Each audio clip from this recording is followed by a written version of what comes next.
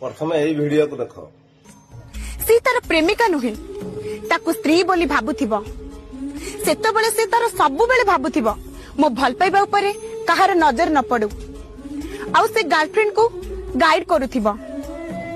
किछि झियो माने अछंती ड्रेस पिंदुथिबे छाती पिठी देखुथिबे तो सेतबेले से पुओ जदी ताकू मना करूची ना से ड्रेस पिंधनी कि से जगह को जानी से झियो सेतबेले कोन भाबिबो जानि छंती से पुओ मते आ भल पाउनी मते डाउट करूची आउ को झियो को बधे भल पाउची सेतबेले से झियो माने किछि भी न बुझी ब्रेकअप कर दियंती।